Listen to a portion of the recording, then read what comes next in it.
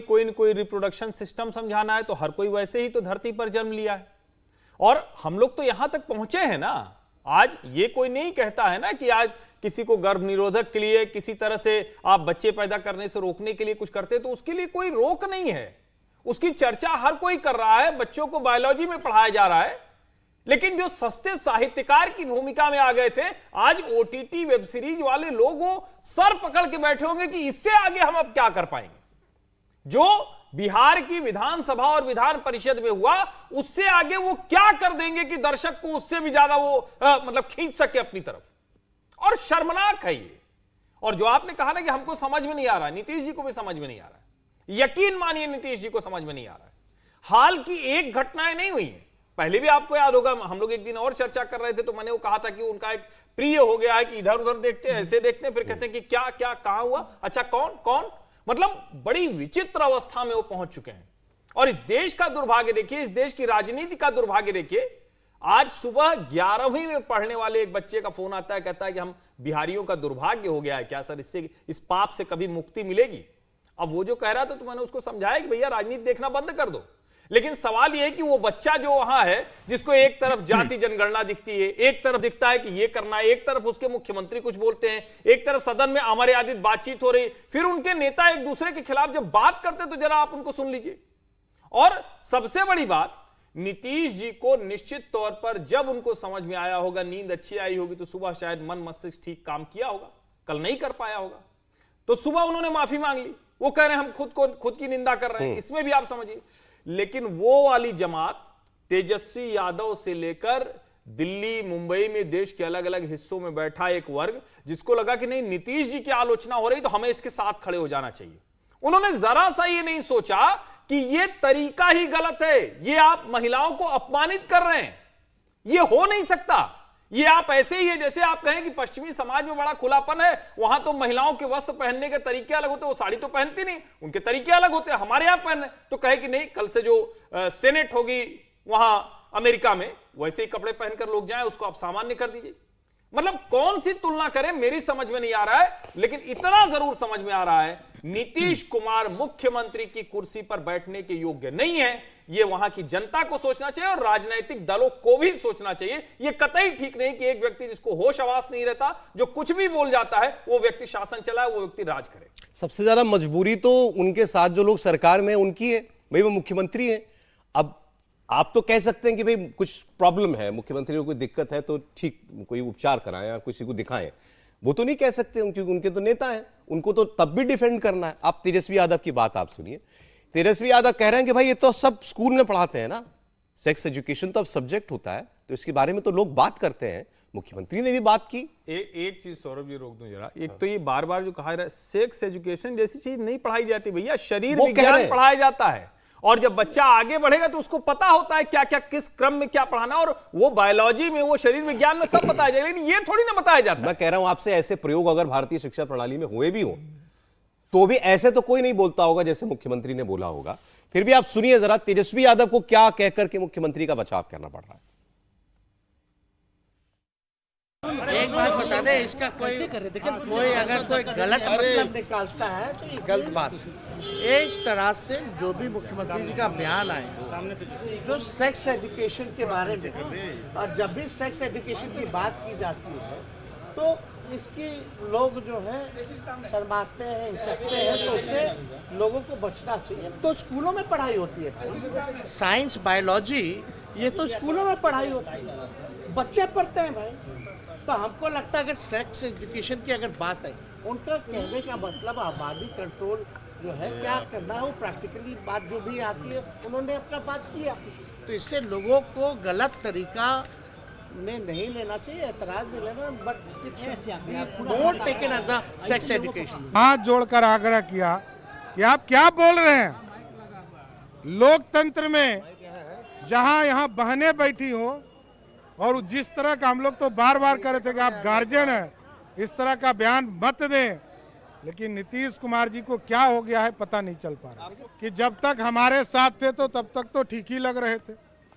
ये पता नहीं राजद वाले लोगों ने क्या कर दिया है नीतीश बाबू के साथ। इतना तो साफ साफ किताब में भी लिखा नहीं जाता है। और यदि डिप्टी सीएम साहब को अच्छा लगा है तो अपना टीचर नियुक्त कर ले। राहुल जी, आप यकीन कर पा रहे हैं कि हम ये चर्चा कर रहे हैं कि देश के एक मुख्यमंत्री ने ये सब बातें की हैं विधानसभा में महिला विधायकों के सामने? मैं इसको 2-3 तरह से रखूंगा। पहली बात ये कि सेक्स एजुकेशन पे बात होनी चाहिए, पहली बात ये साफ। दूसरा, नीतीश जी को थोड़ा सा, आप इसको जिस तरह भी लें, एक अभी फिल्म आई थी OMG 2, उसमें सेक्स एजुकेशन पे बात हुई थी। उसमें ये भी बताया गया था कि अगर आप बात कर रहे हैं सेक्स एजुकेशन पर तो भाषा किस तरह की होनी चाहिए। तो शायद अगर नीतीश जी उसको देख लेते तो अपनी भाषा पे कंट्रोल रखते, वो बात जो भी कन्वे करना चाहते थे उसे सही ढंग से करते, लेकिन भाषा सही नहीं थी, ये सब हम मान चुके हैं। दूसरा, अब जो हमने क्लिप भी दिखाई विधानसभा के अंदर, उसमें जिस तरह से उनके सहयोगी हंस रहे हैं पीछे, जिस तरह से मुस्कुरा रहे हैं उनकी बातों पर, वो भी क्या सही है? ये भी बात है। बात दूसरी ये है कि हमारे देश में थोड़ी सी हिपोक्रेसी भी है। अगर हम डेटा में जाएं, हम अपने देश के डेटा में जाएं, तो अगर पॉर्न देखने की बात हो तो हमारे ये गूगल का अपना सर्वे है कि 10 जो बड़ी सिटीज़ हैं जहाँ पे पॉर्न देखा जाता है, उसमें से 6 सिटीज़ इंडिया की हैं। ये आगे भी जाता है, इसमें डेटा कम नहीं है, इसमें डेटा और आगे जाता है। वो ये भी कहता है कि जो 10 बड़े देश है जिसमें सबसे ज़्यादा पॉर्न देखा जाता है, उसमें 3 मतलब तीसरे नंबर पर हमारा वो है। तो एक बात है हिपोक्रेसी की, दूसरी बात है किस तरह से बात कही जानी चाहिए। क्या ये शोभा देता था जिस तरह की बातें उन्होंने कही, या जिस तरह से बात कही शोभा नहीं देता था? हमारे देश में सेक्स एजुकेशन पर बात होनी चाहिए, बिल्कुल होनी चाहिए। हमारे देश में एक बड़ा इशू है जो पॉपुलेशन का इशू है, जनसंख्या का इशू, इस पर भी बात होनी चाहिए। तो 2 चीज़ें मैं कहना जो साफ करना चाहूँगा, नीतीश जी ने जिस भाषा का प्रयोग किया गलत है। नीतीश जी जिस बात को कहना चाह रहे थे शायद उसको दूसरे तरीके से कहा जा सकता था, बेहतर तरीके से कहा जा सकता। नहीं, ये बात तो, इससे तो कोई इनकार नहीं करेगा। आपने जो बात की इन प्रिंसिपल कि भाई ये बातें हमारे देश में इसकी जागरूकता की जरूरत है, लेकिन सवाल आज सर ये नहीं है कि अब मुख्यमंत्री को हर चीज एक्सप्लिसिटली बोल करके बताने की जरूरत नहीं है ना। उनको तो नीतियां बनानी है। आपको कि अग्रीड, आपकी बात से कोई, मैं बिल्कुल ऐसा कुछ नहीं जिससे मैं इत्तेफाक नहीं रखूं, लेकिन यहां प्रॉब्लम दूसरी लग रही है। प्रॉब्लम ऐसा लग रहा है कि नीतीश जी को मालूम है क्या कि वो क्या कह रहे हैं। मैं पूरी गंभीरता से बात कर रहा हूं, उन्होंने तो बहुत खुलकर कहा, नीतीश कुमार जी क्या जिस पद पर है उस पद पर बैठे हुए व्यक्ति के लिए जो समग्रता चाहिए, जो साउंडनेस ऑफ माइंड चाहिए, क्या वो है? ये बात हमको करनी चाहिए। अगर इसमें कहीं कोई दिक्कत है, क्योंकि ये एक की बात एक, कई उदाहरण आ गए। मैं जैसे मुझे आज फोन पर 1-2 लोगों ने बताया कि भाई ऐसा तो एक बार नहीं हुआ, कई बार हो चुका है। कुछ एक बातें त्रिपाठी जी ने बताई।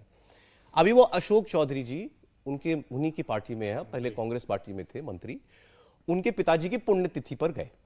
तो पुण्यतिथि पर आप जाते हैं, क्या होता है जब वहां पर प्रार्थना सभा होती है, सामने तस्वीर लगी हुई थी उनके पिताजी की, पुष्प माला चढ़ी हुई थी, सामने पुष्प रखे हुए थे, उन्होंने पर फूल उठाए और जाकर अशोक चौधरी जी के ऊपर ही डाला है।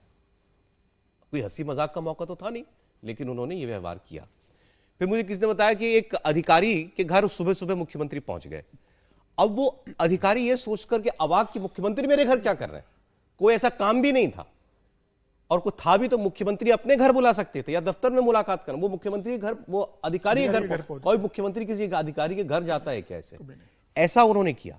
ऐसे एक के बाद एक सिलसिलेवार तरीके से बातें हो रही हैं, और मुख्यमंत्री ने इसी मामले में जो अपनी सफाई पेश की है, उसमें भी जो उनका शब्दों का चयन है, लग नहीं रहा कि मुख्यमंत्री माफी भी मांग पा रहे हैं। तो बेसिकली हम ये कहना चाहते हैं साफ साफ शब्दों में कि नीतीश जी की उम्र हो गई है, शायद उनको ये समझ नहीं आता कि वो क्या कर रहे हैं या क्या कह रहे हैं।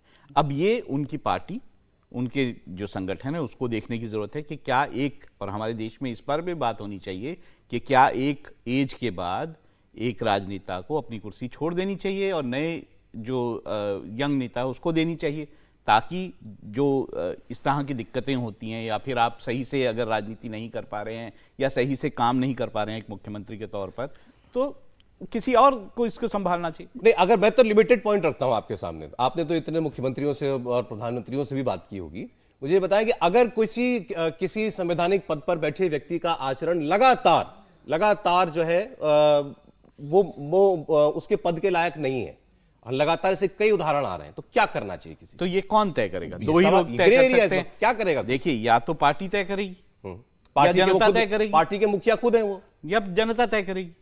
दो ही लोग तय कर सकते हैं ना इसमें, तीसरा कौन तय कर सकता है इसमें? यही बात है ना कि अगर एक व्यक्ति जो है वो एक पार्टी का लीडर है और वो चुनाव लड़के जीत के आ रहा है, तो या तो पार्टी तय करे कि नहीं अब आप नेक्स्ट के लिए छोड़िए जगह, या फिर जनता तय करे कि नहीं इस तरह का मुख्यमंत्री हमें नहीं चाहिए। ये दो ही लोग तय कर सकते। तो अब अभी तो चुनाव में 2 साल हैं। बिल्कुल, तब तक तय कर लेना चाहिए, या पार्टी को या जनता को। देखिए जैसे मैंने कहा, पार्टी के तो मुखिया वो खुद हैं, सरकार के भी मुखिया, पार्टी के भी मुखिया। देखिए, मैं बहुत स्पष्ट कहना चाहता हूं कि नीतीश कुमार मानसिक रूप से बीमार है। वो इस बात को समझ नहीं पा रहे कि उन्हें कोई डिसीज है जिसके इलाज की जरूरत है। एक प्रदेश का मुख्यमंत्री और नीतीश कुमार जैसा नेता जिसका सार्वजनिक जीवन एक बहुत अच्छा रहा है, जो एक करप्ट फ्री पॉलिटिशियन रहा है, जिसके राजनीतिक जीवन में कोई दाग नहीं रहा, उम्र के इस पड़ाव में आकर, अपने राजनीतिक जीवन के अंतिम दौर में आकर वह इस तरह की बात सदन के अंदर करता है। वह अपनी पूरी जीवन की कमाई हुई जमा पूंजी को बर्बाद करने की स्थिति में आ चुके हैं। और देखिए, नीतीश कुमार की एक और घटना घटी थी। 16 अगस्त को अटल पद पर सदैव अटल पे नीतीश कुमार फूल चढ़ाने गए थे।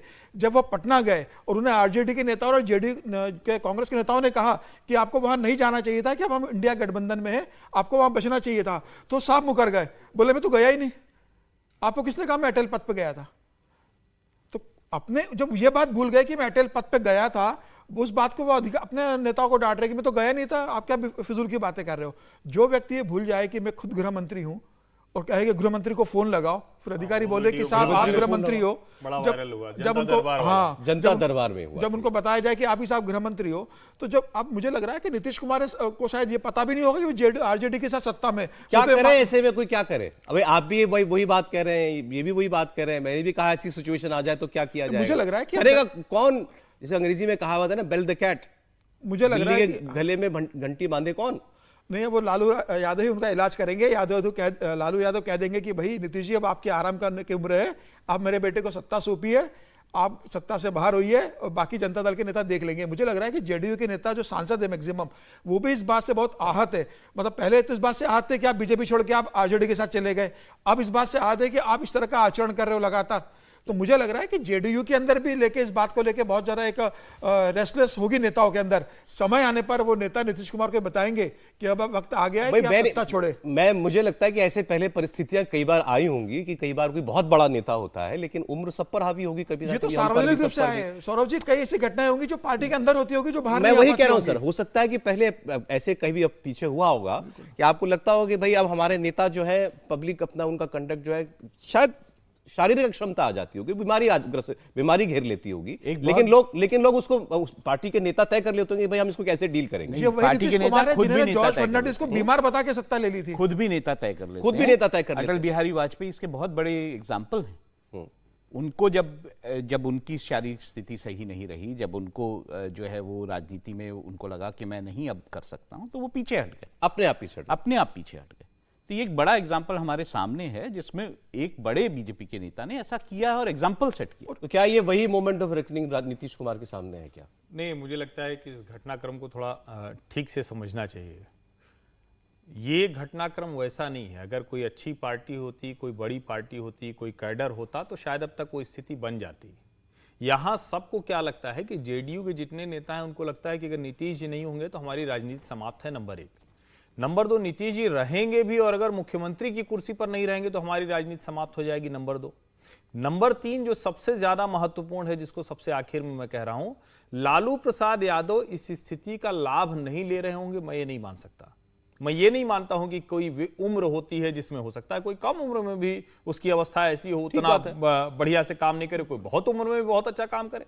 लालू जी के साथ तो ऐसी घटनाएं आज तक हम लोगों ने नहीं देखी। उनकी उम्र तो ज्यादा है, वो तो बड़े भाई हैं नीतीश कुमार, गंभीर बीमारी से वो निकले और वो लड़के भिड़ के बहुत संघर्ष करके, जिसको हम कहें कि एक जीवट वाले योद्धा के तौर पर निकले हैं।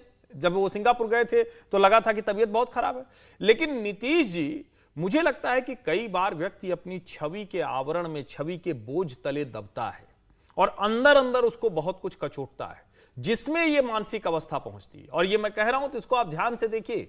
नीतीश कुमार के लिए लोग कह देते हैं कोई भी कि पलटू राम है, कभी पलट जाते हो, लेकिन मनुष्य है ना, वो कैसे पलट पाए होंगे, कैसे उन्होंने लगातार अपने आप को बदला होगा, कैसे अचानक वो सेकुलर से कम्युनल और कम्युनल से सेकुलर बनते रहे होंगे। मुझे लगता है कि राजनीति में एक बड़ा हम कहते हैं कि केस स्टडी है, तो नीतीश कुमार भी वैसी केस स्टडी है। और जहां तक रही बात कि तय कैसे होगा, निश्चित तौर पर विद इन पार्टी भी ये चल रहा होगा। संकट वही है कि हम खत्म हो जाएंगे, और लालू प्रसाद यादव उनको अभी मुख्यमंत्री के तौर पर हटाना भी चाह रहे होंगे, तो शायद उनको लग रहा हो कि हटाएंगे तो शायद मुश्किल हो जाएगी, तो इसलिए कह रहे चलो ठीक है। और अगर ये स्थिति हो गई है तो फैसले कौन ले रहा है राज्य सरकार के, यह सबसे बड़ा सवाल है। लोकतंत्र में अगर कोई वहां कुर्सी पर जो बैठा वो फैसले नहीं ले रहा है, कोई और ले रहा है, तो राज्य के लिए घातक है। जनता को ही सोचना चाहिए। नहीं तो मैं फिर बात जहां से राहुल जी ने बात अपनी खत्म की थी, तो इंतजार किया जाए कि 2 साल के बाद चुनाव होगा तो फिर जनता तय कर लेगी क्या करना है। तब तक ऐसे ही राज्य चलता जनता का दबाव जब पड़ता है ना, तो जनप्रतिनिधि को रिएक्ट करना होता है, और वो दबाव मुझे लगता है बिहार की जनता डालना शुरू कर चुकी है। वो आपको मुझे लगता है कि 24 के चुनाव के ऐलान के पहले ही दिख जाएगा। चलिए खैर, ये तो बात हुई। अब फैसले लिए जा रहे हैं बिहार की सरकार में, ऐसा नहीं लिए जा रहे हैं। अभी एक बड़ा फैसला हुआ था कि भाई हम जातिगत जनगणना कराएंगे, जातिगत जनगणना भी हो गई। उसके बाद कल जो है उसका आर्थिक सर्वे भी विधानसभा में रख दिया गया, और उसके बाद ये हुआ कि भाई साहब अब आगे क्या करना है। तो आगे ये तय हुआ कि आरक्षण की सीमा बढ़ाई जाएगी। 65% आरक्षण जो है होना चाहिए, और 10% ईडब्ल्यूएस का आरक्षण आर्थिक रूप से कमजोर वर्गों के लिए। 75% कुल आरक्षण बिहार में हो। कैबिनेट ने यह प्रस्ताव पास कर दिया है, विधानसभा में इसको जल्द रख दिया जाएगा और फिर इसको केंद्र के पास पहुंचा दिया जाएगा। मतलब जहां से बात शुरू हुई थी आर्थिक